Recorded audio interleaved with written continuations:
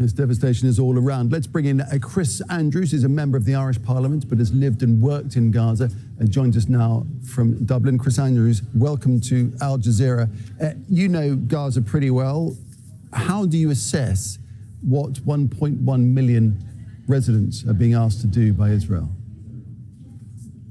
Look, as a member of Irish Parliament, I've been inundated with calls and emails from Irish citizens calling on the Irish government and the EU to intervene and to bring about some sanctions or consequences for Israel for the terror, the apartheid that they are inflicting, not just recently, and the figures of 1,800 people murdered by Israel is horrific.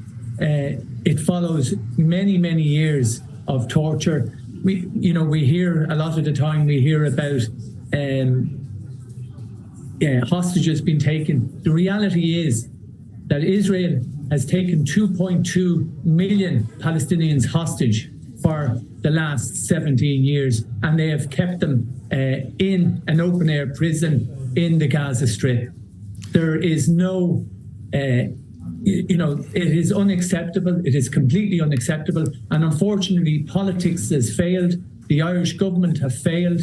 The EU has failed to ensure that there is consequences for Israel when they commit such shocking and horrific war crimes. Right. It is noticeable from Western leaders, indeed Western media, that there is no context being given to what happened last weekend, which was a brazen and brutal attack, no doubt. But there is no context being given and no cause and effect. Look, like you say, none of this happened out of thin air. And I think it's important to remember that, this has all come about for a reason.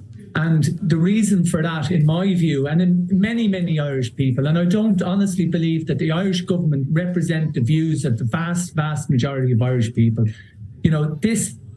All these events, and like you say, the context is really important. And it has all happened because of torture, apartheid, and murder of Palestinians on a weekly and daily basis over many, many years and decades.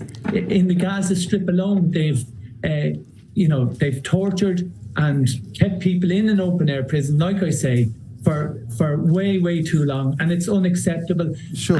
But what is it you think that's driving? Sorry to jump in, Chris. But what is it you think that's driving that lack of context? Because the leaders, they know it, don't they? Well, you would think so. They don't seem to. I saw Ursula von der Leyen recently saying that the EU stood with Israel, and you see England and you see the US sending military reinforcements to Israel, as they said, to protect them from Palestine and Palestinians, which is breathtaking, because it's, like I say, 1,800 people have been slaughtered by Israel to date. That is just comes on top of many, many other times when Israel intervened and carpet bombed and blew up and killed so many people in the Gaza Strip. And it is just absolutely horrific. It is depressing. Like you say, I spent quite a bit of time in the Gaza Strip, and the Palestinian people that I met are so welcoming, so kind. All they want to do is to get on with their lives, to have their children be educated, enjoy the sun and the beach. And I always remember when there was Barcelona were playing Real Madrid, the kids they were getting the Ronaldo haircuts, and they just wanted to enjoy the atmosphere around the football. That's all. They want to enjoy the simple things in life and have a hunger for education. And that has been, they are being blocked from that, and they are being terrorized by Israel for decades. And you have to remember as well that the Palestinians in the Gaza Strip, 70% of them are already refugees. And now Israel is trying to once again make Palestinians refugees from the Gaza Strip.